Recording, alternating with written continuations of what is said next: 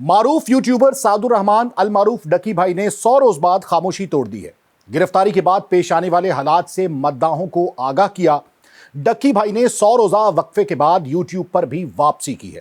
حال ہی میں جاری کی گئی ویڈیو نے شائقین کی بڑی تعداد کو اپنی جانب متوجہ کیا، جو ان کی طویل غیر حاضری کے بعد کسی وضاحت کے منتظر تھے۔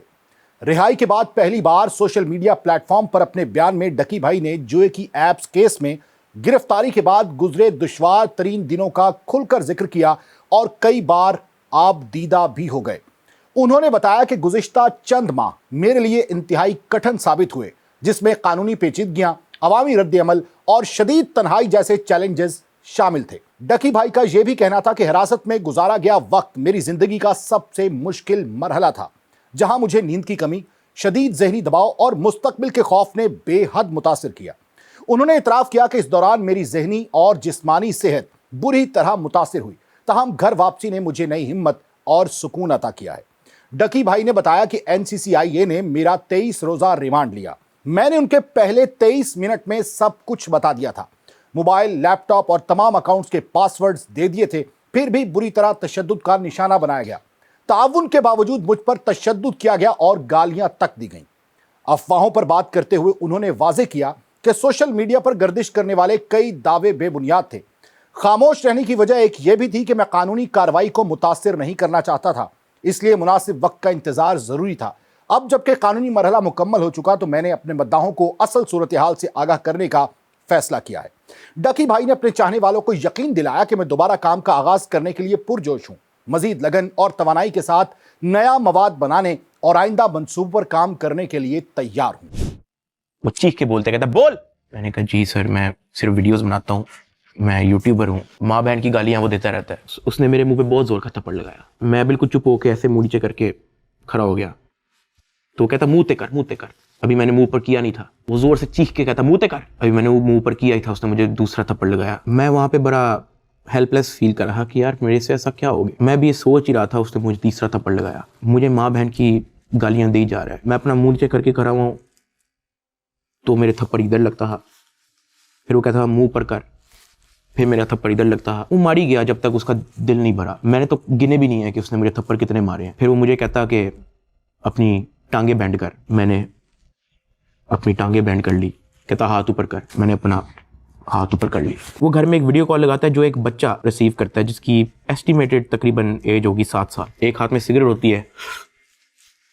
وہ اس بچے سے پوچھتا ہے کہ ڈکی بھائی کو جانتے ہو؟ وہ بچہ کہتا ہے جی۔ وہ بیک کیمرہ آن کرتا ہے، میرے ہاتھ کھڑے ہوتے ہیں، ٹانگیں بینڈ ہوتی ہیں۔ وہ کیمرے سے دکھاتا ہے اس بچے کو کہ کون ہے یہ؟ کہتا ہے ڈکی بھائی۔ تو وہ کہتا کہ تم اس کے پروگرام دیکھتے ہو؟ کہتا جی۔ وہ پیچھے جو پرائیویٹ ملازم کھڑا ہوتا ہے، جو بہت زور کا پیچھے تھپڑ مارتا ہے۔ سرفراز چودھری صاحب اس 7 سال کے بچے کو کہتے ہیں یہ دیکھو اس کے ساتھ کیا ہو رہا ہے، آپ دیکھو گے تم اس کا پروگرام؟ کہتا نہیں۔ چلو فٹافٹ اس کو گالیاں دو۔ تھپڑ وہ ماری جا رہا ہوتا ہے پیچھے۔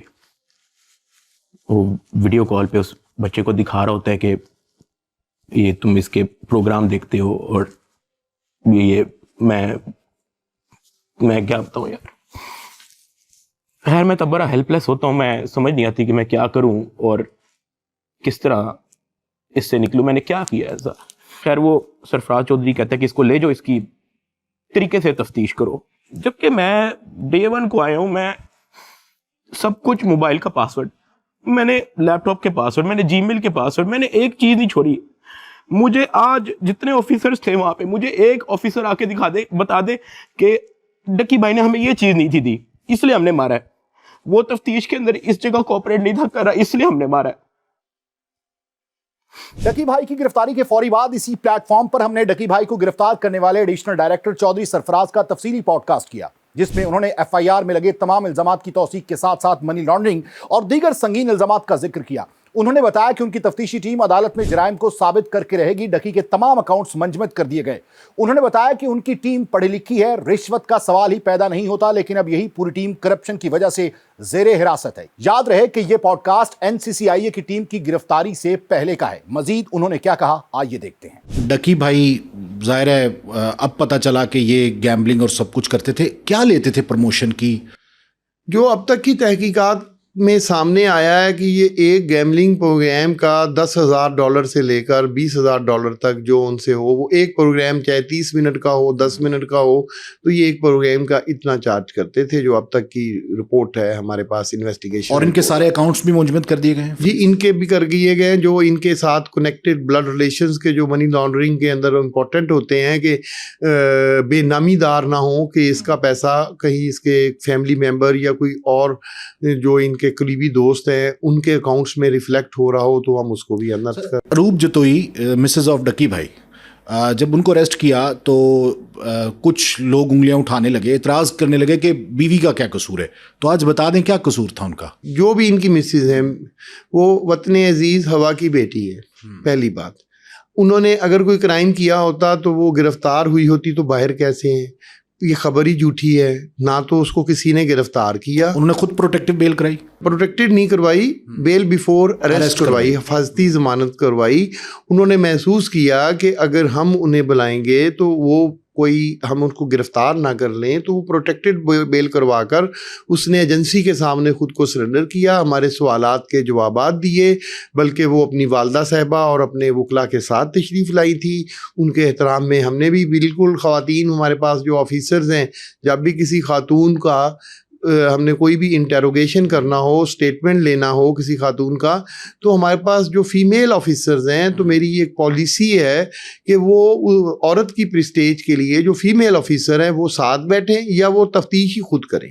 تو اس لیے وہ آپ کو ایک آپ کے چینل سے میں ایک میسیج دینا چاہتا ہوں سوسائٹی کو کہ جو یوٹیوبر جھوٹی فیم لینے کے لیے ایسی جھوٹی خبریں پھیلاتے ہیں کہ ڈکی پہ تشدد ہو رہا ہے، ڈکی پہ یہ ہو رہا ہے، یا اس کی مسز کو پکڑ لیا، یا اس پہ پرچہ ہو گیا، یہ سب جھوٹی خبریں ہیں. میں ان کی سختی سے تردید کرتا ہوں. جو ہمارے پاس خبر ہوتی ہے، جو عدالت چیز ہوتی ہے، وہ لکھ پڑھ کے ہوتی ہے.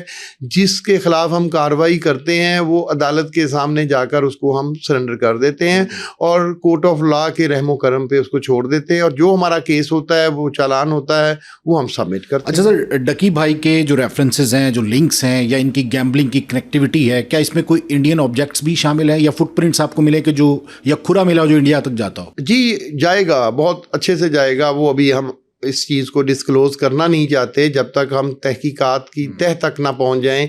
بالکل صحیح. اچھا سر، ایف آئی اے کا طریقہ تفتیش سائبر کرائم کا بڑا مختلف ہے، مطلب روایتی پولیس جیسا نہیں ہے. ایٹ لیسٹ جسمانی ریمانڈ لیا جاتا ہے اور اس کے بعد ظاہر ہے اس پہ تشدد تو نہیں کیا جاتا. ہو ہی نہیں سکتا. جب آپ نے مینٹل گیم آپ بہت زبردست کھیلتے ہیں، وہ مینٹل گیم کیا ہے؟ کس طریقے سے کوڈ، پاسورڈ اور ساری چیزیں نکلوا لیتے ہیں؟ یہ تو وہ میتھڈالوجیز ہیں جو انویسٹیگیشن کی ہوتی ہیں. ہر انویسٹیگیٹنگ آفیسر ایز پر لا ایک کوشچنری بناتا ہے، کوشچن پوچھتا ہے، اس کا اپنا سٹائل ہوتا ہے اس سے پوچھنے کا.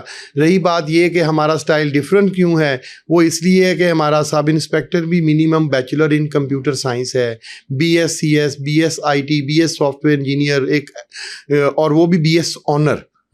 جس نے گریجویشن ود آنر پاس کی ہو اس کو سب انسپیکٹر یا اسسٹنٹ ڈائریکٹر یا ڈپٹی ڈائریکٹر کی پوسٹ دی جائے تو اس کو ڈفرینٹ تو نظر آنا چاہیے. اس ماجے گامے ٹپیکل تھانے دار سے جو ASI تھانوں میں بیٹھا ہوا ایک تھانے کے کلچر کو چلا رہا ہے صدیوں سے، اس کو کلچر کو چینج ہونا چاہیے. اس کلچر کو چینج کرنے کے لیے ہی ریاست پاکستان نے NCCIA کا فیصلہ کیا ہے کہ ایک اسکول آف آرٹ ایجنسی ہو وطن عزیز میں، جو کہ لوگوں کو، عوام کو انصاف فراہم کرے اور ان کے ڈور سٹیپ پہ انصاف دہلیز پر. اچھا، اس کا مطلب ہے additional director NCCIA Chaudhry Muhammad Sarfaraz اپنے ضمیر کی عدالت میں ہوش و حواس میں یہ بیان دے سکتے ہیں کہ انہوں نے ایک تھپڑ بھی ڈکی بھائی کو نہیں مارا؟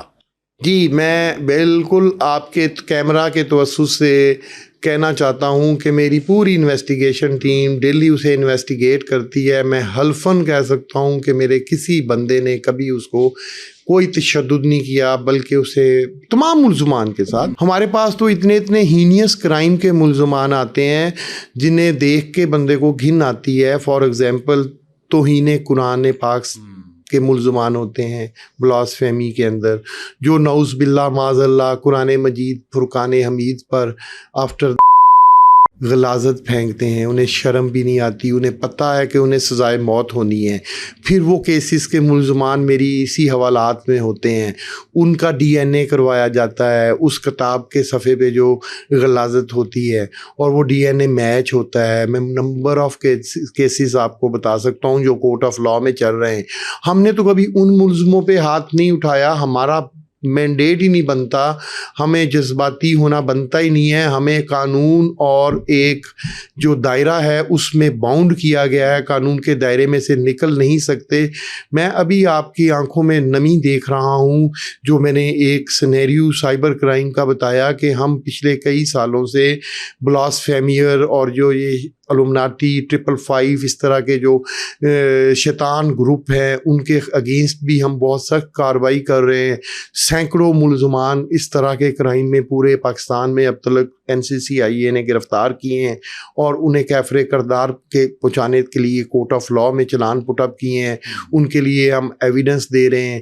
تو ہمیں تو پرابلم یہ ہے کہ وہ کلام اللہ جس کا ہم ڈی این اے کرواتے ہیں, ہمارا پرابلم تو بھائی یہ بھی ہے کہ ہم جب تک وہ ٹرائل 1-2 سال چلتا ہے ہم اس نسخہ کیمیا کو حفاظت سے رکھتے ہیں, حالانکہ حکم تو یہ ہے اللہ کا کہ ایسی چیز کو اس غلاظت سے پاک کر کے, ایک پروسیجر ہے کلام اللہ کو پاک کروانے کا, پاک کر کے دفن کر دیا جائے.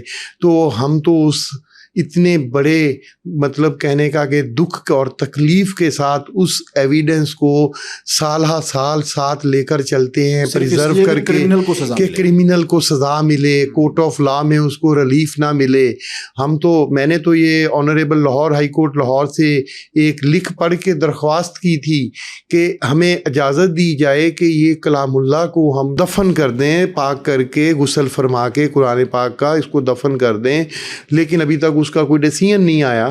جب ڈیسیژن آئے گا تو شاید یہ میری پرابلم سالو ہو جائے کہ جو ایک ایویڈنس کے ساتھ ساتھ جو میرے اوپر ایک میری مذہبی اور میری مورل میرے اوپر جو وہ برڈن ہے وہ بھی کم ہو, کہ جی اس تکلیف کو بھی ہم کم محسوس کریں. کیس کی ٹرائل کے لیے اگر 50 پیشیاں ہوتی ہیں تو ہمیں ان میں سے 10 پیشیوں میں اگر اس مال مقدمہ کو لے کر جانا پڑتا ہے تو آپ سوچ سکتے ہیں کہ 2 سال پرانے اس طرح کے سینیریو میں کلام اللہ کو میں کیسے اٹھا کر لے کے جاتا ہوں. بس وہ آپ کی نیت ٹھیک ہے نا, اللہ اس کا اجر دے گا, کیونکہ ظاہر ایویڈنس گناہگاروں کو سزا دینی ہے. گناہگاروں کو سزا ملے. تو آپ کیسے کہہ سکتے ہیں, یا ایسے جو سستی شہرت والے یوٹیوبرز ہیں وہ پروگرامز ایسے کر رہے ہیں جیسے وہ مصنف ہوں, پروفیسر ہوں, یہاں پر میرے ساتھ بیٹھے آفس میں انہوں نے خود تشدد کیا ہو, وہ کہہ رہے ہیں کہ جی تشدد ہو رہا ہے, تشدد ہو رہا ہے.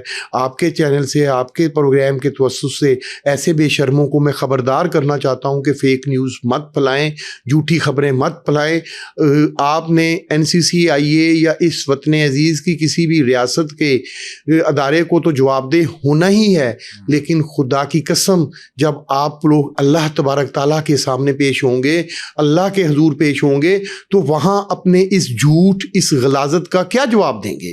آپ ان لوگوں کا ضمیر کیوں نہیں جھنجھوڑتے ہیں؟ جو آپ جیسے دانشور, آپ جیسے عقل فہم رکھنے والے اینکر ہیں, وہ ان لوگوں کو کیوں کرٹیسائز نہیں کرتے کہ آپ لوگ یہ جھوٹی خبریں سپریڈ کرنا خودارہ بند کر؟ بالکل, بہت بڑا بہاؤ ہے. اچھا سر, ڈکی بھائی کو جب اریسٹ کیا گیا ریزسٹنس آئی تھی, یا ڈکی بھائی کو لایا گیا اس کے بعد ریزسٹنس آئی, یا پھر ڈکی بھائی میں کوئی پازیٹیو تبدیلی آ گئی, یا پھر آسان الفاظ میں کیا ڈکی بھائی کا سافٹ ویئر اپڈیٹ ہو گیا؟ بالکل اپڈیٹڈ ہے, بالکل اپڈیٹڈ ہے, لیکن وہ مارکوٹائی والا سافٹ ویئر آپ لوگ ٹرم یوز اگر کر رہے ہیں تو معذرت کے ساتھ وہ نہیں. میرے ساتھ ڈسکشن کر کے میرا ایمان ہے کہ میں نے ایک توہین اللہ کے ملزم کو, میں نام نہیں لیتا, وہ میرے ساتھ جب میں نے اس کی انویسٹیگیشن کی تو اس کے بعد 3 دن کے بعد وہ رونے پڑ گیا, اور ان علماء کرام کے جو کہ آج بھی زندہ ہیں سارے, 2019 کا واقعہ ہے یہ, ان کے قدموں میں گر گیا کہ میرے سے گناہ ہو گیا, میں مسلمان ہونا چاہتا ہوں. مسلمان ہی تھا لڑکا, پھر دوبارہ کیونکہ جب توہین اللہ کر دی تو مسلمان تو نہ رہا، علماء کرام نے میرے آفس میں اس کو وضو کروایا، باجماعت اس بچے نے ان کے پیچھے نماز پڑھی، توبہ کی، پھر بعد میں پوچھنے لگا مجھ سے کہ کیا اب میری سزا بھی معاف ہو جائے گی؟ تو میں نے مسکرا کے کہا کہ وہ تو میرا کام نہیں ہے، اگر تو آپ نے اس ڈر سے یہ عمل کیا ہے تو یہ عمل واپس لے لیں کیونکہ سزا آپ کی معاف نہیں ہوگی۔ اس نے کہا نہیں سر، مجھے پھانسی بھی ہو جائے تو میرا ضمیر روتے ہوئے کہا کہ مطمئن ہے کہ میں پھر سے مسلمان ہو گیا، شاید یہ عدالتیں تو نہ معاف کریں لیکن میری اللہ کی عدالت مجھے معاف کر دے گی۔ ڈکی بھائی بھی نمازی بن گئے؟ جی 5 وقت کی نماز پڑھتے ہیں باجماعت ڈکی بھائی آپ کے، ماشاءاللہ، اور وہ میرے پاس جب میرا بیٹھتے کوئی ہیں، رشتہ دار نہیں ہے، نہیں مطلب ایک نک نیم ہے نا سوسائٹی میں اس کا، مطلب بھائی نہیں، وہ مجھے بعد میں بتایا کہ یہ بھائی اس کا وہ والا بھائی نہیں ہے، یہ بھائی وہ والا بھائی نہیں ہے جو بھائی ہوتا ہے، میڈیا کا نہیں، یہ ایک سوشل میڈیا کا عرف عام میں اس کا وہ کیا ہے جیسے ایلیس ہے۔ تو بات یہ ہے کہ یہ ایلیس ہو یا جو بھی ہو، بات یہ ہے کہ آپ کو انسان سے نفرت نہیں کرنی چاہیے، اس کے جرم اس کے اوپر آپ کوسچن کر سکتے ہیں، ہم نے بھی اس کے جرم پہ کوسچن کیا ہے اور کورٹ آف لا میں اس کو سرنڈر کر دیا ہے۔ کیا تبدیلی کیا آئی وہ بات کریں؟ تبدیلی یہ آئی، بتایا کہ ماشاءاللہ وہ کہتا ہے کہ میں نے پہلے باقاعدگی سے اتنی نمازیں کبھی نہیں پڑھی تھی، اب باجماعت نماز پڑھ رہا ہوں، اور باہر جا کے جب بھی میری سزا ختم ہوگی میں اپنے وطن عزیز پاکستان کے بچوں سے رو کے ہاتھ جوڑ کے معافی مانگوں گا کہ میں نے، میری وجہ سے جو بچے گیملنگ ایپس کے اندر انوالو ہو گئے ہیں میں ان کو بھی منع کروں گا، اور جو اور میری وجہ سے نہیں ہوئے ان کو بھی منع کروں گا، اور میں اپنے تمام فین فالوورز کو کہوں گا ان کو اب دینی اور ایجوکیشن ریسرچ کے کانٹینٹس پیش کروں گا۔ میں ہزیوم کر رہا ہوں کہ NCCI میں حاضری کے بعد ڈکی بھائی سر پہ ٹوپی لیے ہوں گے، انہوں نے تسبیح پکڑی ہوگی، اور اس کے بعد وہ تبلیغ پہ نکل جائیں گے یا اپنا کنٹینٹ دینی بنا لیں گے سارا۔ جی بالکل، آپ نے سمبولیکلی فرمایا کہ سر پہ ٹوپی اور وہ ہاتھ میں تسبیح، وہ بھی ہو تو بہت اچھا ہے، نیکی کا کام ہے، لیکن الحمدللہ اس کی زبان سے غلاظت، گالیاں اور یہ جوئے کی گیملنگ ایپس، اس نے خود سے اللہ سے توبہ کی ہے، اس میں ہم نے کوئی اس کو انفلوئنس نہیں کیا، اس کو بیٹھ کے دین دنیا کی یہاں پر وہ تربیت ضرور میں کرتا ہوں، میرا اسٹریس کونسلر ہے، ایک میری خاتون ہے اسسٹنٹ ڈائریکٹر ہیں میڈم، وہ ہر ملزم کی اسٹریس کونسلنگ کرتی ہے، ہر مدعی کی کرتی ہے، کیونکہ ہمارے پاس بعض ہوا کی بیٹیاں ایسی مدعیہ بھی آتی ہیں کہ جو وکٹم ہوتی ہیں کسی ایسے شخص کی جس نے اس کو ہراساں کیا ہوتا ہے، اور اگر ہم اس کی اس وقت برین سٹورمنگ نہ کریں، اس وقت ہم اپنے جو ہے اس کی کونسلنگ نہ کروائیں تو ہمیں ڈر ہوتا ہے کہ وہ کہیں خدا نہ خواستہ خودکشی نہ کر لے۔ اچھا چلیں، یہ بڑی بات ہے کہ وہ کنٹینٹ اپنا چینج کرنے پہ رضامند ہیں۔ نہیں وہ میرے سے رضامند نہیں ہے، وہ ویسے اپنی طرف سے اپنے اللہ سے ہے۔ بالکل صحیح ہے، بالکل صحیح۔ اچھا سر، جو منی لانڈرنگ ہے اس کی تحقیقات میں جیسے آپ نے بتایا کہ جیسے اگر منی لانڈرنگ کے فٹ پرنٹس ملے ہیں، اگر شواہد ملتے ہیں تو اس کے بعد ایک باقاعدہ طور پہ ایک اور چارج کا اضافہ ہو جائے گا۔ جی شواہد مل گئے ہیں، اب اس کو پروب کرنا ہوتا ہے، پراپر اس کو اس شیپ میں لانا ہوتا ہے جو true spirit of AML act ہے، اینٹی منی لانڈرنگ ایکٹ جو ہے، اس کی ٹرو اسپرٹ میں ان تمام ایویڈنس کو ہم نے شیپ آؤٹ کرنا ہوتا ہے۔ جیسے ابھی آپ میرا انٹرویو کر رہے ہیں، آپ نے پہلے اس انٹرویو سے پہلے ایک ڈیٹا اکٹھا کیا ہوگا، دیٹ واز دا ڈیٹا۔ اب جو اس انٹرویو میں آپ مجھ سے پوچھ رہے ہیں that is the specific information regarding to your contents. اب انفارمیشن سے جب وہ ابھی ہمارے پاس ڈیٹا بہت آ چکا ہے اس کا منی لانڈرنگ کا، اب اس کو ہم سم اپ کر کے اس میں سے انفارمیشن گیدر کر رہے ہیں جو کورٹ آف لا کی لینگویج میں ہم پریزنٹ کر سکیں with complete evidence and footprints. اچھا، رجب بٹ کو بھی واپس لا سکتے ہیں آپ انٹرپول کے ذریعے؟ اختیارات ہیں آپ کے پاس یا لکھ کے بھیجیں گے؟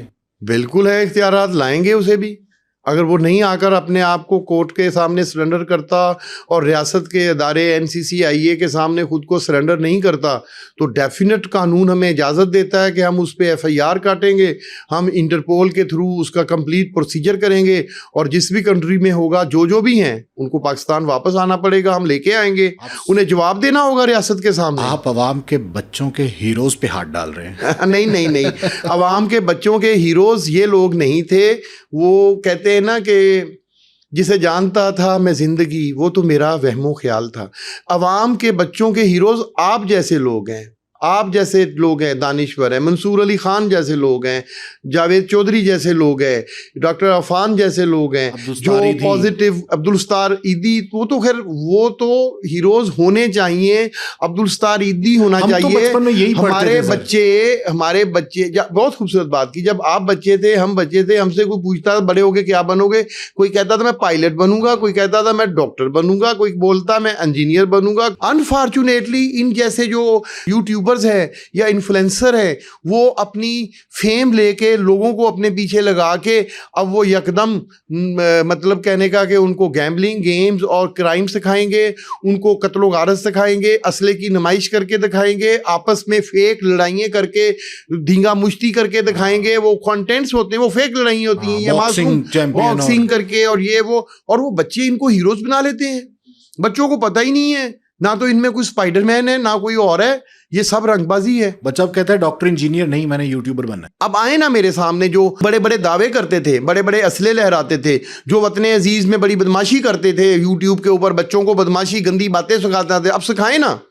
اب NCC آئیے دیکھ رہی ہے ان لوگوں کو. اس میں تو مسٹر پتلو ایسے بیڈ پہ پیسے پھینک رہے ہیں، رجب بٹ کی شادی پہ پیسہ ہی پیسہ ہے، وہ واپس لے لیتے ہیں. تو وہ قوم وہ اس میں کچھ پرسنٹیج ہوتی ہے، میں نے جیسے بتایا نا، وہ شو بازی ہوتی ہے. او جی فلانے کی شادی پہ 1 کروڑ دے دیا، بعد دے وچ 99 لاکھ واپس لے آندا، وہ واپس آ گیا. اب وہ عجیب سی باتیں ہیں، وہ جو مطلب کہنے کا کہ یہ وہ تماش بینی ہے جو تماش بین اکثر کرتے ہیں کہ ڈانس کرنے والوں سے ہی پیسے لے کر انہی کے اوپر پھینکتے ہیں. 1000 روپے کا 10,000 کے نئے نوٹ لیتے ہیں، انہی کے اوپر پھینکتے ہیں. NCCIA یہاں نہیں رکے گی جہاں تک میں سمجھاؤں کہ اس کے بعد جو لائیو میچز ٹک ٹاک پہ ہوتے ہیں، گفٹنگ ہوتی ہے، اس کو پروب کیا جائے گا. بالکل کیا جائے گا. اگر کچھ ثبوت ملتے ہیں تو پھر جو بھی ہو، وہ mister Patlu who, Recep but ہو، کوئی بھی ہو، XY کوئی بھی ہو، واٹ ایور، اس کو قرار واقعی سزا دلوائی جائے گی انشاءاللہ. اگر میری زندگی رہی تو میں کیونکہ ان کرتا کے رہوں پیچھے گا. ایک ریسرچر پڑ گیا ہے، ان کو نہیں معلوم. آپ تو ریسرچ پڑھاتے بھی رہے نا سر. جی اب ان کو سرپرائز جب دوں گا نا تو ان کو بھی پتہ چلے گا کہ یہ ایک سرپرائزز کیسے ہوتے ہیں. آپ کے شاید علم میں نہیں ہے کہ میں 99-2000 میں کچھ انسٹیٹیوشنز کے اندر پاکستان کے جو سب سے بڑی یونیورسٹیز ہیں وہاں پر جاوا 2 موبائل کمپیوٹنگ پڑھاتا رہا ہوں. میں انٹرنیشنل ایک سافٹ ویئر ہاؤس میں 4-4.5 سال جس جاب کرتا رہا ہوں، اور میں نے سافٹ ویئر ڈیولپمنٹ خود ان ہاتھوں سے کی ہے. میں خود انجینئر ہوں. میں ان کے وہاں سے ایویڈنس نکال کے لاؤں گا جہاں پہ ان کو پتہ بھی نہیں ہے کہ جو انہوں نے چھپائے ہوئے ہیں. سر کیا ریکور کیا کرتے ہیں، مطلب ڈکی بھائی سے کیا ریکور ہوا؟ Laptop, mobile, digital gadgets, digital gadgets جو بھی ہیں اس کے، وہ سارے ہمارے پاس ہیں. وہ نہ بھی ہوں، سائبر اسپیس تو ہمارے لیے ہے نا. ڈکی بھائی کے موبائل سے کوئی نازیبا ویڈیوز بھی نکلی ہیں جیسے رجب بٹ؟ یہ ہمارا سبجیکٹ ہی نہیں ہے، نہ ہم نے اس سبجیکٹ کو دیکھیں. آپ اس طرف جاتے ہمارے پاس آپ کا اگر کوئی ڈیجیٹل گیجٹ پڑا ہے تو اس کے اوپر ہم جو تفتیشی ہوتا ہے نا، انویسٹیگیٹنگ آفیسر، وہ ایک سکوپ بناتا ہے. سکوپ کیا ہوتا ہے؟ اکارڈنگ ٹو دا FIR ہوتا ہے، اکارڈنگ ٹو دا کوسچن ہوتا ہے. اب جب سکوپ میں اس کی گیملنگ ہے، فائنانشیل کرائم ہے، تو اس میں جو دفعات میں بھی آپ نے خود ابھی انٹرو میں فرمایا وہ وہی ہے. تو ہم نے ہمارا سکوپ بھی اسی پہ ہوتا ہے. وہ سکوپ ڈاکومنٹ بنتا ہے، وہ scope document with digital gadgets. ہمارے پاس اسکول آف آرٹ ایک فورینزک لیب ہے جس کا ایک انڈیپینڈنٹ میکانزم ہے، جس کے ڈپٹی ڈائریکٹر پنجاب کے وقاص سعید ہیں.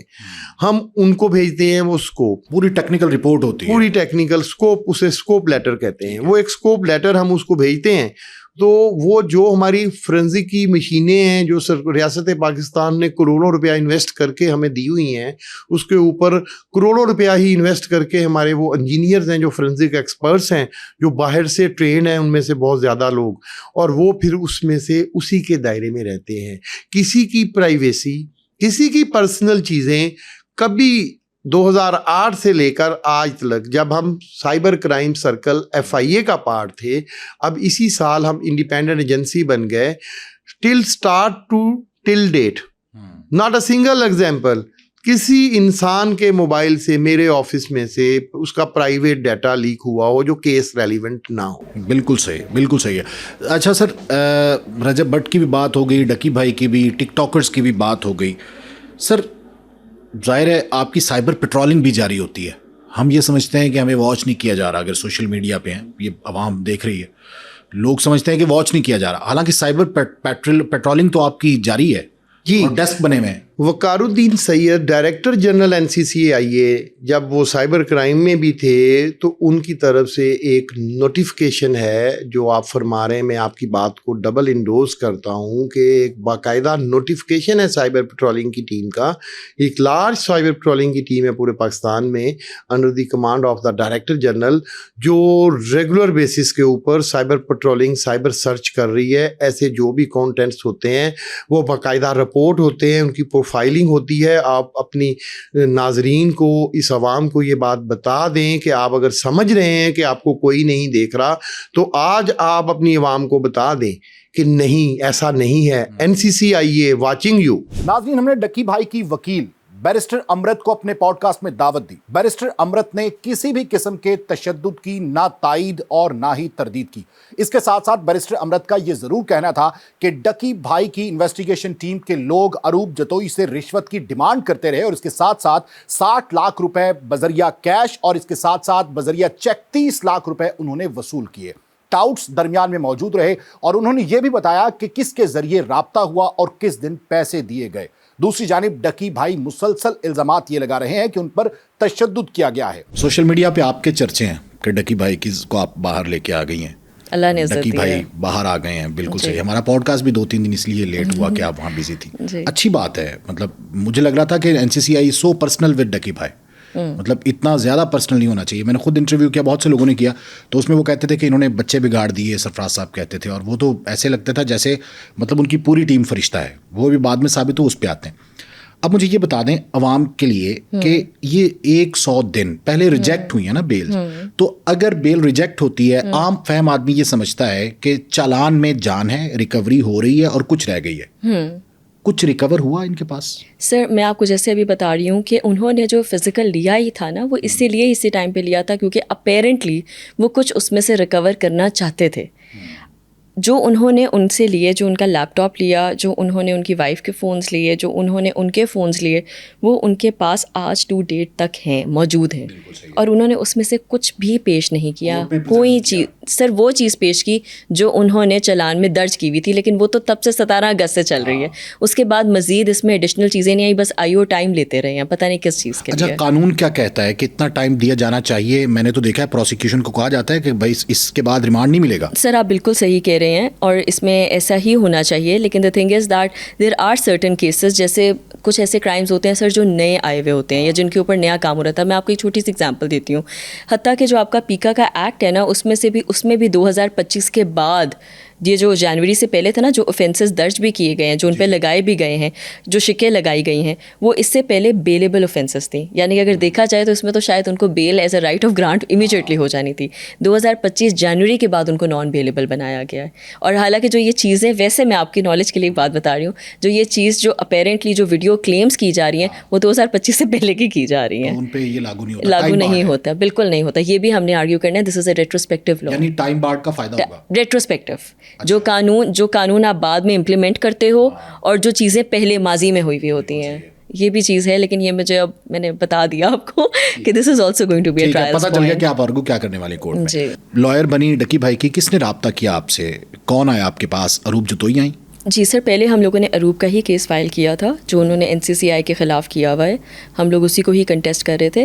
جب انہوں نے وہاں پہ پھر اس کے بعد انہوں نے کہا کہ آپ یہ والا کیس, انہوں نے دیکھا کہ آپ نے تو NCCI کو ہتھکڑیاں لگوا دی ہیں, تو کہا کہ یہ بھی آپ کنٹیسٹ کریں. سر بس اللہ تعالیٰ نے عزت دی ہے, میں اس کے اوپر مزید نہیں کہوں گی, بس کہوں گی اللہ تعالیٰ نے عزت دی. اور دوسری بات یہ بھی بات نہیں ہے سر, دیکھیں اگر انسان کا, اگر آپ یہ چیز, میں یہ بات کرتی ہوں کہ قانون ہمیشہ یہ کہتا ہے کہ وٹنسز کے اوپر اور ثبوت کے اوپر چلتے ہیں, اور ایز لانگ ایز آپ کنونس کر سکتے ہیں. وہ کہتے ہیں نو دائی لا, نو دائی فیکٹ, نو دائی جج. یہ ہم لوگوں کو انگلینڈ میں سکھایا جاتا ہے, اور ہم لوگ کبھی کبھار ججز کی عدالتوں میں جا کے 3-3 گھنٹے بیٹھے رہتے تھے صرف یہ دیکھنے کے لیے کہ اس جج کا مزاج کیا ہے, تاکہ ہم ان چیزوں کو اسٹڈی کر کے اس طرح آرگیومنٹس دے سکتے, اور تبھی آپ کو مزہ بھی آتا ہے چیزیں کرنے کا. کیس جو ہے وہ جج کے مزاج پہ ڈیپینڈ کر رہا ہوتا ہے. سر نہیں یہ ایک ججمنٹ کے اوپر بھی ڈپینڈ کر رہا ہوتا ہے. آبویسلی آپ نے فیکٹس دیکھنے ہوتے ہیں, وٹنسز دیکھنے ہوتے ہیں, سب چیزیں دیکھنے ہوتے ہیں, وہ شواہد کے اوپر فیصلہ کرتے ہیں. لیکن پھر بھی جج کے مزاج سے آپ کو سمجھ میں آتا ہے کہ کیا یہ آپ کی آرگیومنٹس کے اوپر جائیں گے, کیا یہ وٹنسز کو بلائیں گے, کیا یہ کیا کریں گے, یا کس طرح اس کیس کو لے کے چلیں گے. ڈائریکشن آپ کو پتہ چل جاتی ہے اور آپ جج کا ٹائم ویسٹ نہیں کرتے اور آپ جج کے ساتھ ساتھ چل رہے ہوتے ہو. اور یہ ایون یہاں پہ بھی ہمیں اسٹڈی میں یہ چیز سکھائی گئی ہے کہ یہ کرنی چاہیے. کیونکہ سر دیکھیں, ایک جو جج صاحبان ہوتے ہیں ان کا کوئی 20-30 سال کی پریکٹس ہوتی ہے. وہ ایسے نہیں ایک دن اٹھ کے جج بن جاتے. لیکن however the thing is that sir ان کا ایک روز کا یہ کام ہے, معمول ہے, اور ان کا ایک طریقہ کار سیٹ ہوتا ہے کہ انہوں نے اسی طریقے سے لے کے جانا ہوتا ہے. کبھی کبھار وکیل اپنے انداز میں چیزوں کو لے کے چل رہا ہوتا ہے اور جج اس چیز سے اریٹیٹ ہو جاتا ہے. تو آپ نے بہت چیزیں دیکھنی ہوتی ہیں, you need to work on it. تو میں یہ صرف یہ کہتی ہوں کہ آپ اپنے کام کے ساتھ جسٹس کریں تو اللہ تعالیٰ آپ کو خود ہی کامیاب کر دیتے ہیں. ڈکی بھائی کی ضمانت نہیں ہو رہی تھی, 100 دن بعد 98 دن بعد آپ مل گئیں, ضمانت ہو گئی. اب ظاہر ہے کہ کیس بڑا پیچیدہ تھا اور ٹکریں مار لی تھی ہر جگہ پہ, ہر وکیل کا دروازہ کھٹکھٹا لیا تھا. آپ تک آتے آتے پہلے فیس ڈبل ٹرپل کتنے ٹائم زیادہ ہو گئی تھی؟ کتنی فیس چارج کی ڈکی بھائی سے؟ سر دیکھیں, فیس کی بات نہیں ہے, بات ہی ہوتی ہے کام کی بات ہوتی ہے. ظاہر ہے آپ نے بڑا کام کیا نا, تو آپ کا پیشہ ہے, پروفیشن ہے, اور یو ہیو رائٹ کہ آپ ان سے ڈسکس کریں گے, میں یہ کروں گی اور اس کے بعد یہ لوں گی. نہیں سر ایسی کوئی بات نہیں ہوئی تھی. میں آنیسٹلی اسپیکنگ میں آپ کو ایک جنرل بات بتا رہی ہوں, realising what they have been through personally as well. اور مجھے جب اس بات کا علم بھی تھا کہ انہوں نے بہت چیزیں سفر بھی کی ہیں, اور ریئلائزنگ کہ ان کے ساتھ کیا کیا ہوا ہے, تو آبویسلی آپ نے اس حساب سے ہی چیز کو لے کے چلنا ہوتا ہے. اور ٹو بی ویری آنیسٹ, مجھے لوگ بار بار کہہ رہے ہیں بہت بڑا کام, میں اس وجہ سے اس چیز کو سمجھتی نہیں, کیونکہ میرے نزدیک یہ بیسک آرگیومنٹس تھیں جو میں نے دی ہیں. میرے نزدیک مجھے لگ ہی نہیں رہا کہ میں نے کوئی بڑی ترم خان والی چیز کرتی ہے. شاید مجھے یہ چیز تب لگے گی جب میں واقعی اس ٹرائل سے بھی ان کو انوسینٹ لے کے نکلوں گی انشاءاللہ. اور لگ رہا ہے کہ انوسینٹ لے کے نکل جائیں گی سر, اللہ تعالیٰ پہ. کیونکہ NCCIA کا جو کیس ہے اس کا بھی فائدہ ہوگا ڈکی بھائی کے کیس کو, ریلیف تو ملے گا. ڈیفینیٹلی ہوگا سر. آپ یہ دیکھیں کہ آپ کو اریسٹ بھی میں کرنے آؤں, آپ پہ کیس بھی میں درج کروں, اور پھر جب اسے جج پوچھے ہاں جی طارق صاحب دے اگینسٹ بکاؤ کہ کہڑے بندے نے جنہوں نے انہوں نے بیان خلاف دیتا ہے, تو میں کہا میں ہی ہاں بھائی نا, اور تو کوئی نہیں گا. تو پھر بات میرا نہیں خیال کہ کوئی پیچھے رہ جاتی ہے, unless and until they come up with some thing جس کے لیے میں ایکچولی جاننا چاہتی ہوں کہ ایسی کیا چیز ہے.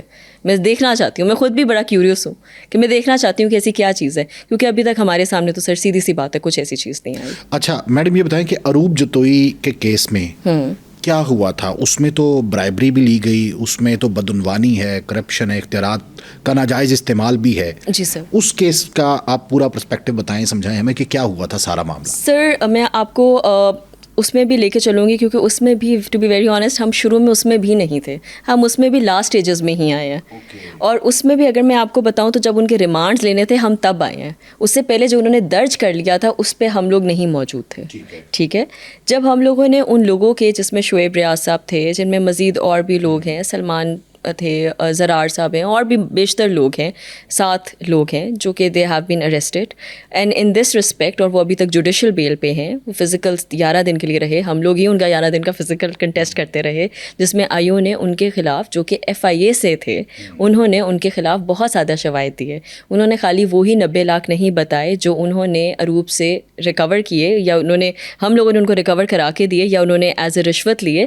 بٹ ادر دین دیٹ انہوں نے مزید 3.5-4 کروڑ کی ان سے ریکوری ہو چکی ہوئی ہے, جو انہوں نے پتہ نہیں کہاں سے لیے ہیں. اور FIA والوں کے پاس یہ پراپر چیزیں موجود ہیں کہ انہوں نے کیسے ریکور کی ہیں, وہ بھی ٹرائل میں سامنے آئیں گے. 3.5 کروڑ روپے یہ صرف ایک کیس کے حوالے سے رشوت لی گئی یا مختلف کیسز؟ مختلف کیسز. اوکے, یعنی صرف ایک کیس پہ نہیں, مختلف کیسز میں رشوت لیتے تھے. اور انہوں نے یہاں پہ مطلب وہی پولیس والا حساب کر لیا, سو کالڈ, مطلب جیسے اس کا مطلب ہے کہ لوگ یہاں پر بھی وہی تھے جو دوسرے سسٹم میں بیٹھ کے فائدہ اٹھاتے ہیں. بالکل سر, لیکن سر اس میں بڑی خوبصورت بات بھی ہے. اگر ہم سسٹم کی ہی بات کریں تو اس میں آپ یہ دیکھیں کہ مدعی خالی عروب نہیں ہے, FIA بھی ہے. تو یہ بھی بڑی بات ہے کہ دیکھیں سسٹر ایجنسی بھی ان کے اگینسٹ گئی. یہ بھی بہت بات ہے. دیکھیں ہمیں ہر پہلو دیکھنا چاہیے نا, ہمیں اس کو بھی کرنا چاہیے. جیسے کارروائیاں کر رہی ہے, جیسے CCD نے وہ جاوید انسپیکٹر جگوا ملوث تھا اس کو پکڑا, اس کے ساتھ ساتھ بلال قیوم ایک SP تھے, ان کو نوکری سے برخاست کیا. بالکل ایبسلیوٹلی. ابھی FIA بھی ویسے ہی کر رہی ہے, ادارے اپنا کام کر رہے ہیں, ادارے اپنا کام کر رہے ہیں, لیکن کالی بھیڑیں موجود ہیں. ہیں. سر وہ تو دیکھیں میں ایک بات بتاؤں آپ کو, ہر جگہ پہ ہوتے ہیں, لیکن مزے کی بات یہ ہوتی ہے کہ اگر آپ کے ساتھ سارے لوگ مل کے اس طرح کی چیزوں کو آئیڈینٹیفائی کرنا شروع کر دیں گے تو میں یہ نہیں کہہ رہی ہوں سسٹم اوور نائٹ بہتر ہو جائے گا, لیکن بہتری آ جائے گی. اور سر میں اس میں ایک بات اور ایڈ آن کرنا چاہتی ہوں, ہمارے اندر یہ ایک پرسیپشن ہے کہ ہمیں لگتا ہے کہ یہ صرف پاکستان کے حالات ہیں. ایسا نہیں ہے, یہ دنیا بھر میں چیزیں ہوتی ہیں. بات یہ ہوتی ہے کہ وہی بات ہے آپ نے سسٹم سے لڑنا کیسے ہے. آپ کے پاس کوئی نہ کوئی ایسے لوگ ملیں گے آپ کو جو آپ کا ساتھ دیں گے اس چیز میں, اور میں اس چیز میں بہت ایڈمنٹ ہوں کہ چیزیں ہو جاتی ہیں. پریشرائز بھی کیا ہوگا آپ کو کسی نے؟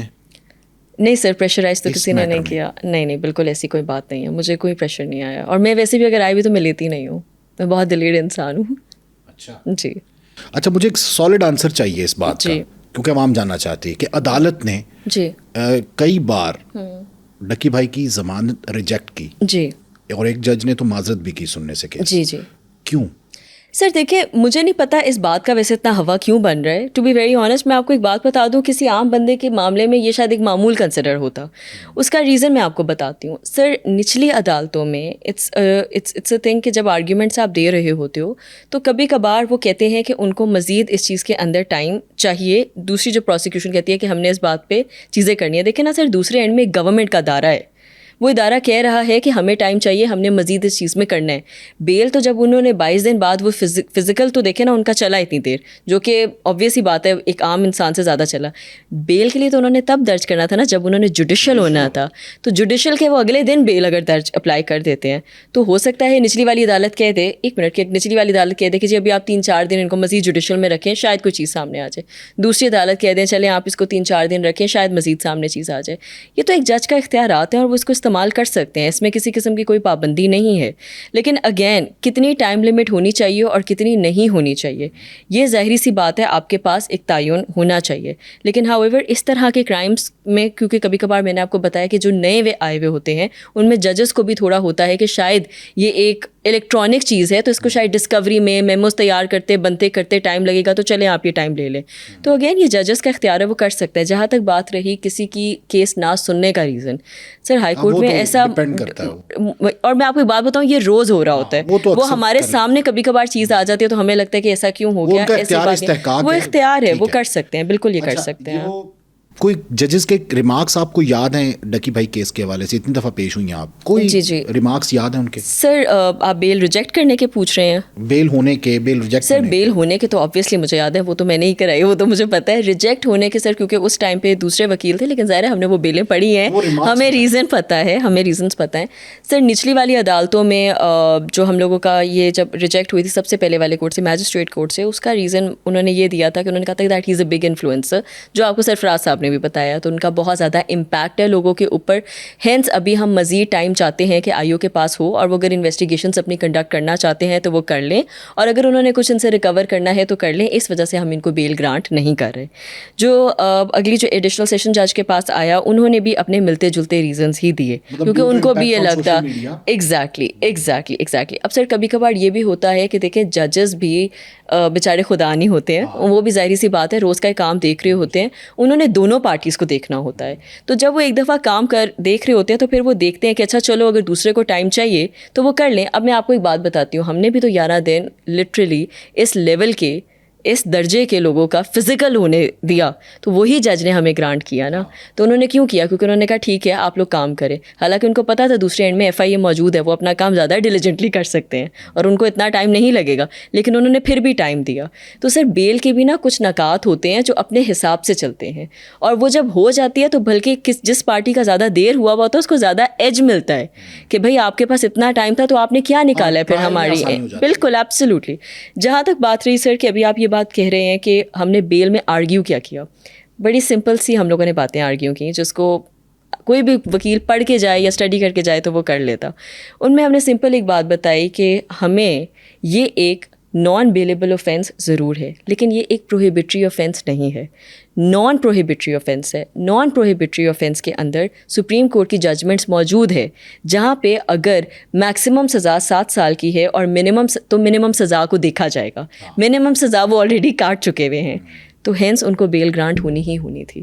یہ ایک بات ہے. دوسری بات یہ ہے کہ سر ہمارے لیے سمجھنا بہت ضروری ہے کہ ان کا 22 دن فزیکل رہ چکا تھا, جو کہ بہت بڑی بات ہے, اور اتنے دن آگے جوڈیشل بھی رہ چکا تھا. جس نے ریکور کرنا ہوتا ہے تو ایگزیکٹلی, تو جب ان کے خلاف کوئی چیزیں آئی ہی نہیں تو مزید بیل کی گنجائش کیوں, مزید ان کو ریمانڈ کی گنجائش کیوں دی جاتی؟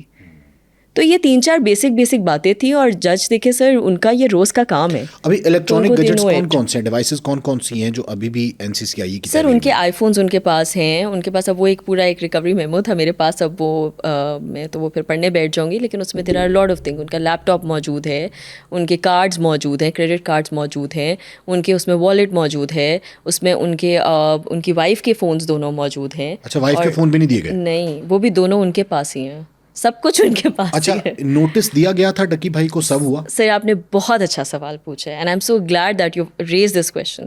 اس کا مطلب ہے آپ بھی پڑھ کے آئے ہیں. سر سیدھی سی بات ہے, اس بات پہ بھی ہم نے آرگیو کیا تھا, یہ بھی پوائنٹ آپ نے مجھے یاد دلایا. سب سے بڑا سر یہ سب سے بڑا آرگیومنٹ ہے کہ انہوں نے کوئی بھی نوٹس ان کو سرو نہیں کیا. آپ مجھے ایک بات بتائیں, ایک بندہ جس کا گھر پورے یوٹیوب پہ آبویس ہے, نظر آ رہا ہے, آپ ایسا کیسے ہو سکتا ہے کہ اگر آپ نے ان کو نوٹس سرو کیا ہوتا تو آپ کے پاس اس کی کوئی کاپی موجود ہوتی؟ اس نوٹس کی کوئی کاپی ان کے پاس موجود نہیں ہے. انہوں نے کوئی ان کو نوٹس سرو نہیں کیا. کورٹ میں پریزنٹ کیا انہوں نے؟ سر جو انہوں نے کورٹ میں کیا تھا وہ ایک انویسٹیگیشن یا آپ انکوائری لیٹر کہہ لیں. جو انکوائری لیٹر تھا, نوٹس میں فرق ہوتا ہے, وہ بہت فرق ہوتا ہے سر. اور ایک دفعہ انہوں نے میری جب ساتھ سے بات ہوئی تھی, اس نے مجھے خود جیل میں ایڈمٹ کیا تھا. اس نے کہا امرت مجھے ایک دفعہ سرو ہوا تھا نوٹس, میں نے اوور اسپیڈنگ کی تھی and I was going to Gujranwala, اور مجھے وہاں پہ پولیس سرو کیا گیا تھا, اور یہ 2019 کی 20 کی بات ہے.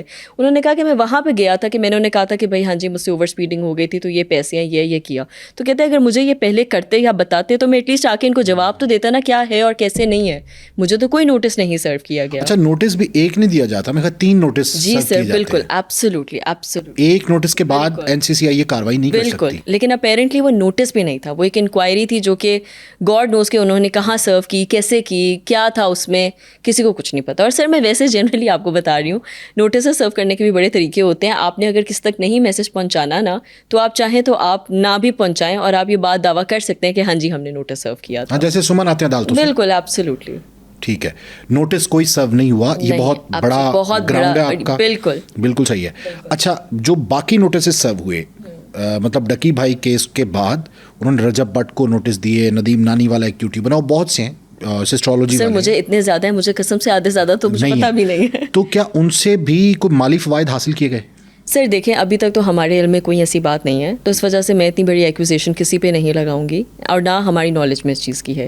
ہمارا جو پوائنٹ تھا وہ اس کیس کے ساتھ کنسرن تھا, تو اس کیس تک جدھر تھا تو وہاں تک تو ہمارے علم. اچھا, اروپ جتوئی سے جو پیسے لیے گئے وہ ایک شو روم کے ذریعے لیے گئے, ڈاؤٹ تھا درمیان میں کوئی؟ سر بیسکلی انہوں نے جو پیسے لیے تھے, ان کا ایک فرنٹ مین ہے سلمان, انہوں نے اس کے تھرو یہ لیے, اور انہوں نے کہا کہ آپ نے جس طرح ہم کہتے ہیں نا ٹیک کیئر آف یا ٹیکن کیئر آف, وہ جب ہم لوگ کر لیتے ہیں, اس طرح انہوں نے کہا کہ آپ ایک شو روم میں پیسے رکھوا دیں, اور جس شو روم میں انہوں نے رکھوائے انہوں نے کہا کہ بس جی میرے پیسے آئیں گے تو آپ نے یہ کر لینے ہیں. یہ شعیب صاحب کے کوئی جاننے والے کسی دوست کا تھا. پک سلمان صاحب نے کیے تھے, انہوں نے آگے ان کو انوالو کر کے وہاں پہ رکھے. اب وہ بندہ اتنا انوسینٹ تھا, جس بندے کے پاس انہوں نے رکھوائے انہوں نے خود کال پہ بتا دیا کہ بھائی جی انہوں نے یہ کیا تھے, اے کیا تھے, او کیا. وہ بات بھی ہمارے سننے میں بعد میں آئی کہ انہوں نے بتا دیا ان کو کہ انہوں نے اتنے پیسے ان کے لیے رکھوائے بھی تھے. اس نے بندے نے خود ہی بول دیا, کیونکہ اس کو نہیں پتا تھا, he was just a guard type person جس کو نہیں اتنی نالج تھی. بس اس نے کہا کہ ایک امانت آئی ہے سر کی, وہ ان کے دوست کی آئی ہے جن کا یہ شو روم ہے, تو جی ہم نے ان کو دینی ہے. وہ دوست ان کے شعیب صاحب تھے, تو وہ اس طرح چیزیں انفولڈ ہونا شروع. اچھا, میں نے یہ بھی سنا کہ اروپ جتوئی صاحبہ کو یہ پیغام بھجوایا گیا وکیل کے ذریعے کہ اتنے پیسے دے دیں تو ہم ریلیف جو ہے وہ دے دیں گے, ڈکی بھائی کو چلان میں تھوڑی نرمی کر دیں گے, یا کچھ ایسا ہوا تھا؟ جی سر, یہ بالکل صاحبہ اقرار کرتی ہیں. جی سر, وہ بالکل اس بات کو اقرار کرتی ہیں, اور انہوں نے بھی یہ بات کہی ہے کہ ہمیں یہ کہا گیا تھا, جس کی وجہ سے ہم لوگوں نے سوچا کہ شاید یہی ریزن ہے کہ ان کو کیا گیا ہے. کیونکہ سر دیکھیے, جس کے اوپر گھر کے اوپر معاملات چل رہے ہوتے ہیں نا, وہ آن دا اسٹیج آف اٹ یہی سمجھتا ہے کہ شاید ہم لوگ اتنی دیر سے یہ ایک چیز چل رہی ہے, اتنی دیر سے ان کو جوڈیشل بھی نہیں کیا جا رہا, تو شاید پتہ نہیں اب اس کے ساتھ یہ کیا کریں گے کیا نہیں کریں گے, حالانکہ کوئی چیز سامنے نہیں آ رہی تھی. تو جیسے بندہ اس ٹائم پہ ڈر کے یہ بات کہہ دیتا, اچھا یار چلو ٹھیک ہے جو کرنا ہے کرو, بس جی ہمیں بتا دو کہ ہم نے کرنا کیا ہے, کیونکہ ہم ٹرائل میں کنڈکٹ کرنے کے لیے تیار ہیں, لیکن آن دا فیس آف اٹ ہمارے بندے کو ایٹ لیسٹ جوڈیشل کرو یا یہاں سے تو نکالو نا. تو جی بالکل یہ بات ان تک پہنچائی گئی تھی, جس کی بنا کے اوپر انہوں نے پھر آگے پیسے ان کو دیے تھے. اچھا, پیسے بھی دیے تھے. بالکل. تو اتنا بڑا بولڈ اسٹیپ کب لیا انہوں نے؟ کوئی ان کے پاس ثبوت آ گیا تھا, کوئی کال ریکارڈنگ آ گئی تھی, سر جب انہوں نے یہ اسٹیپ لیا تھا تو اس کا پرائمری ریزن یہ ہے کہ انہوں نے جب آخری 30 لاکھ دیے تھے نا، 60 لاکھ تو کیش میں دیا تھا، اس کا ریکارڈ ان کے پاس ایسا اس طرح نہیں تھے، بینک نوٹ سے بینک کے نمبرز وغیرہ تھے، لیکن پھر بھی جب آپ چیکس دیتے ہو نا تو چیکس انہوں نے جس کے نام پہ کروائے وہاں سے ایک پوری ٹریل بن گئی جس کی بیسس کے اوپر جو 30 لاکھ کے چیکس تھے، جس کی بیسس کے اوپر وہ چیز سامنے آ گئی، وہ انہی کے ہی شعیب ریاض اور انہی کے جو فرنٹ مین تھے ان کے نام کے چیک تھے. جی. اس کے بعد ہم لوگوں کے پاس پورے گراؤنڈز بن گئے تھے. تو یہ بھی مشورہ ان کو کسی نے دیا ہوگا، ایک بڑی بات ہوتی ہے نا، ایک عورت اتنا بڑا اسٹیپ. سر میں آپ کو ایک بات بتاؤں، ایک جنرل پریکٹس ہوتی ہے کہ اگر آپ کسی سے پہلی دفعہ پیسے لے رہے ہو تو نا آپ کہتے ہو کیش میں دو، پھر اگلے کو ہوتا ہے چلو یار اگلا ڈر گیا بن گیا تو کوئی بات نہیں، اگلا ہم بینک میں بھی لے لیتے ہیں، خیر ہے، یہ بھی ایک طریقہ ہوتا ہے. اس کا مطلب ہے سب سے بڑی غلطی NCCIA کے ان لوگوں نے کی جو رشوت لے رہے تھے انویسٹیگیشن ٹیم کہ انہوں نے بینک سے لے لیا، ٹرسٹ کر لیا اور کیش چیک کے ذریعے. مطلب اگر پھر مطلب باقی بھی پھر 30 اس طرح لے لیتے تو پھر ذرا مشکل یہ چیز ہو جانی تھی. لیکن اگین ٹوٹل اماؤنٹ جو ہے وہ 9 ملین ریسیو کی شعیب ریاض نے. اور اس میں یہ دیگر لوگوں کا لنک آپ نے کیسے ڈیولپ کیا؟ سر اگین وہ جب ایک بندے کو آپ لیتے ہو پھر اس کے بعد وہ دوسرے چین ڈیولپ کرتے ہیں، پھر وہ دوسرے کے بارے میں کرتے ہیں. یہ FIR میں سارا لکھا ہوا ہے کہ کس نے کس کو پیسے دیے، پھر کس نے کس کو دیے، پھر کس نے کس کو 5 کس کا تھا، 10 کس کا تھا، 20 کس کا تھا، 30 کس کا تھا، سو اینڈ سو. تو جتنے انویسٹیگیشن ٹیم نے پیسے لیے سب سے زیادہ حصہ تو ظاہر ہے چودھری سرفراز صاحب کا ہوگا. سر دیکھیں ظاہری سی بات ہے، انہوں نے کہا تھا کہ ہمارے ہیڈ کوارٹرز جو ہیں ہم سب سے زیادہ وہاں پہ بھیجتے ہیں اور ہم لوگوں نے منتھلیز وہاں پہ بھیجنے ہوتے ہیں. اچھا، انہوں نے ہیڈ کوارٹرز بھی بھیجنے ہیں؟ ہاں، انہوں نے کہا کہ ہم لوگوں نے یہاں پہ منتھلیز بھیجنے ہوتے ہیں. تو اب ظاہری سی بات ہے پھر ان کے اب ہوتے ہوں گے اس چیز کے اندر. ناظرین، ڈکی بھائی کی ویڈیو آنے کے بعد کھلبلی مچ گئی ہے اور ٹاپ ٹرینڈ بن چکا ہے. ڈکی بھائی کیا ہمدردی سمیٹ رہے ہیں؟ کیا واقعی ان پر تشدد ہوا یا نہیں؟ جب یہی سوال ہم نے چودھری سرفراز سے کیا تو انہوں نے کہا کسی قسم کا تشدد نہیں ہوا. ایک جانب چودھری سرفراز یہ تمام تر دعوے پہلے ہی ہمارے پوڈ کاسٹ میں جھٹلا چکے ہیں، اس کے ساتھ ساتھ بعد میں ڈکی بھائی ویڈیو بیان دے کر یہ کہہ رہے ہیں کہ ان پر تشدد کیا گیا ہے. اب فیصلہ عدالت نے کرنا ہے. پروسیکیوشن پروسیس ابھی مکمل نہیں ہوا، ٹرائل شروع ہو چکا ہے. اب دیکھنا یہ ہے کہ کیا یہ الزامات ثابت ہوں گے یا نہیں. جبکہ دوسری جانب ہمیں یہ دیکھنا ہوگا کہ کیا ڈکی بھائی کا مقصد ویڈیو بنا کر ویوز سمیٹنا، ہمدردی سمیٹنا ہے یا پھر عدالت کے فیصلے پر اثر انداز ہونا. آپ کی اس بارے میں کیا رائے ہے؟ کمنٹ سیکشن میں ضرور اظہار کیجیے گا.